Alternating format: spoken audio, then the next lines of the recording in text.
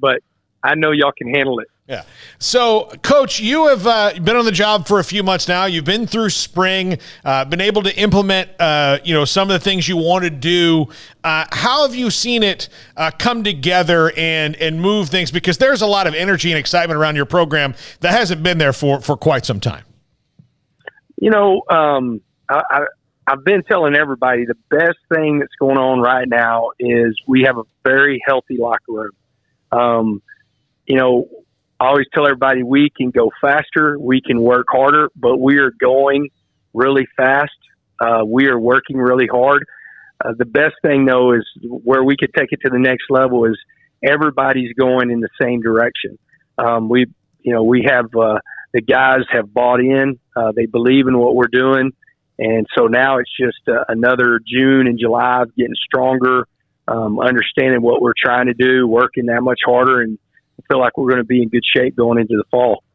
Coach, in terms of putting together your coaching staff, obviously go up-tempo and big yardage with Zach Kitley. I mean, just looking at what he was able to do at Western Kentucky with Bailey Zappi and Jared Stearns and all those guys, and then a lot of experience over on the defensive side. How do you as a coach kind of create that balance so that everything complements one another? Because we have seen times when coaching staffs on either side can kind of conflict and it doesn't work. So how do you get into kind of the particulars of that, making sure everything meshes? Well, the biggest thing, I mean, when you're saying all that, that's my job. That's to balance this out, to get everybody to understand we're going to play complementary football. The best thing whenever I knew Tim DeRuyter. I knew what I was getting. He's a guy that is has a lot of experience. He's coached in this conference. He coached, at Cal. He coached at Oregon and coached at Air Force. So you're getting a lot of experience. He's been a head coach, so that was huge for me, to be able to use him and to bounce stuff off of him. Very multiple. So a lot like the defense that I was coming from.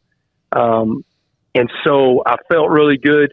The thing that I really loved about Zach whenever I was interviewing him, going through the process, was whenever he was talking, he goes, there's so many people because of where I come from that they just assume I'm air raid and I'm going to do this. And one of the things that I loved, and it's really kind of this high school mentality, he said, Coach, you show me the roster and we'll define here are our best players and here how we're going to win football games. And then I'm going to go score points for you.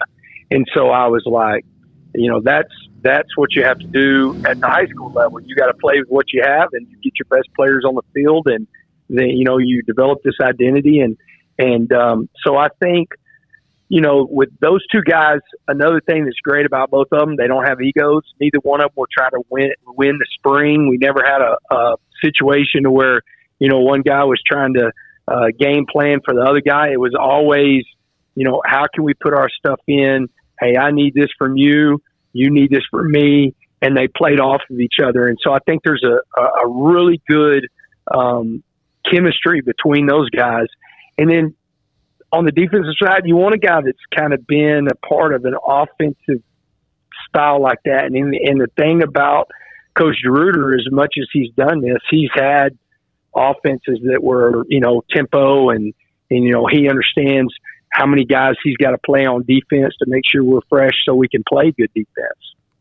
Coach, you mentioned that doing things kind of like they do in high school, especially your first year on the job, you kind of have to, adapt to what you have. Because even with the transfer portal, it's not you can't just get guys that fit X, Y, Z scheme. But what are the obviously there's differences to being a high school coach. You have different responsibilities you'd never have at high school. But what are the other similarities to being a high school head coach to a college football head coach? Because it was not too long ago that you were. I mean, you've had a pretty quick rise to this spot.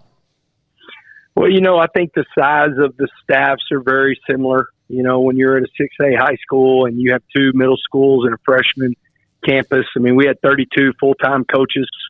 So you have to manage those guys and make sure they're on the same page. So I think the size is very similar. When you're talking about, I have 120 on my roster, and I was about my varsity pretty close. I had a little bit less, but then I had 2 JVs and 2 freshmen and 4 7th grade and 4 8th grade. So as far as the similarities of managing large numbers of people, I think there's a lot alike. I mean, the biggest difference to me, I always tell everybody, the biggest difference between college and high school is number one, the recruiting, and how you have to spend as much time, making sure your culture's right nowadays with the portal, with your own team, but then you also have to recruit, and then the amount of offense and defense you carry in on third down in the red zone is, really the biggest difference in high school and college.